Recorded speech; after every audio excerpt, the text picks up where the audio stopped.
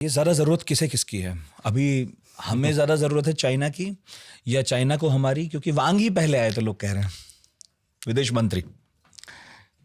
ये सवाल तो ज़रूरी है, मगर इसका जो है पर्सपेक्टिव वो बदलते रहते हैं।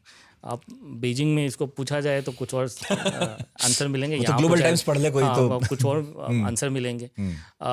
मगर एक तो है ये कि जियोपॉलिटिकल जो एक वोलेटिलिटी है, उसके हिसाब से देखा जाए तो काफ़ी हद तक मेरे हिसाब से बीजिंग में भी एक ये परसेप्शन होगा कि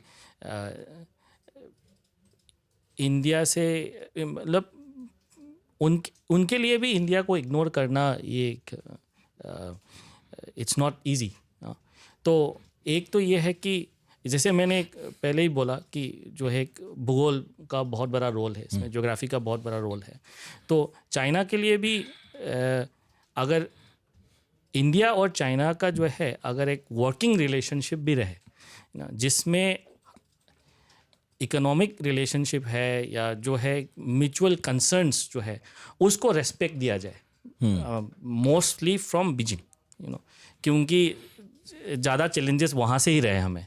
तो अगर एक म्यूचुअल रेस्पेक्ट की हिसाब से अगर हम बातों को आगे बढ़ाया जाए बायलैटरल वे में, तो मुझे लगता है कि इस रिलेशनशिप में काफ़ी क्षमताएं हैं। वो बीजिंग खुद जानता है, दिल्ली भी जानता है कि इस रिलेशनशिप में बहुत सारी क्षमताएं हैं। बयानों में कहा हाँ, मगर म्यूचुअल रिस्पेक्ट वाली बात है जो बिल्कुल नेहरू वाले पंचशील जो सिद्धांत हैं उनमें कहीं आप ढूंढेंगे तो कुछ दर्शन होते हैं उसके। तो उस हिसाब से ये है कि वही मैं उसी पे आऊँगा कि क्या बीजिंग जो है राष्ट्रपति शी जिनपिंग के अंदर उस बदलाव को लाने के लिए तैयार है, ये एक बहुत बड़ा क्वेश्चन है। और इसमें हमको बहुत ध्यान परखनी पड़ेगी कि what is reality, what is rhetoric.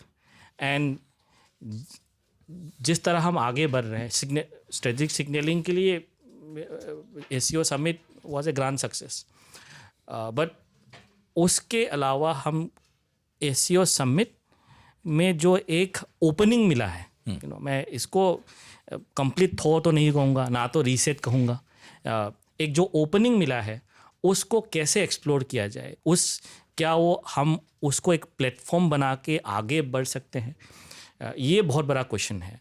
And India और चाइना का जो रिलेशनशिप है, हमने भी देखा है कि इंडिया का अपना एक प्लेबुक है चाइना को डील करने के लिए, यूएस का अपना एक प्लेबुक है। तो जब यूएस अपने प्लेबुक को लेके ज़्यादा हावी हो जाता है इंडिया के ऊपर, तो हम हमेशा बोलते हैं कि India China relationship has a different dynamic of its own. हम इसको कैसे डील करेंगे?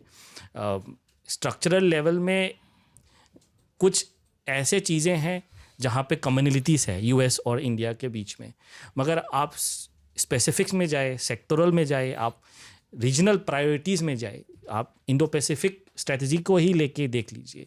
यूएस का चाइना का जो मेन डिफरेंसेस है वो साउथ चाइना सी में है या वो ताइवान में है।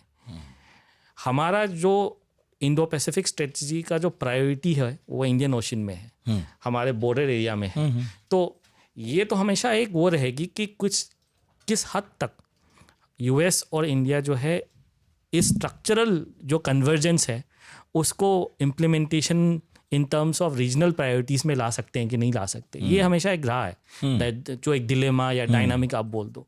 तो जिस तरह हम चाइना को डील कर सकते हैं उसमें हमारा अलग ही प्लेबुक रहेगा। और उस मामले में as we continue to engage with caution, मैं उसी बात को दोहराऊंगा कि किस हद तक हम relationship with other countries, whether European countries हो, साउथ ईस्ट एशियन कंट्रीज़ हो, यूएस को तो बरकरार रखना है। ये नहीं है कि the US as a major defence partner, economic partner, institutional partner, वो तो रियलिटी है, तो उसको भी रखना है। मगर इन सब को रखते हुए हमें कैसे अपनी अंदरूनी शक्तियों को इम्प्रूव करना है, ये एक बहुत बड़ी, क्योंकि अगर आप किसी भी चीज़ में देख लो, नेगोशिएशन में, इकोनॉमिक नेगोशिएशन में, बॉर्डर टॉक्स में, सिक्योरिटी टॉक्स में, पावर जो सिमिट्री और एसिमिट्री है वो एक बहुत बड़ा रोल प्ले करता है. वो how do we negotiate from position of strength, वो हमारा अंदरूनी आपकी बार्गेनिंग पावर यही बातें बढ़ाती बातें है हैं. और क्या.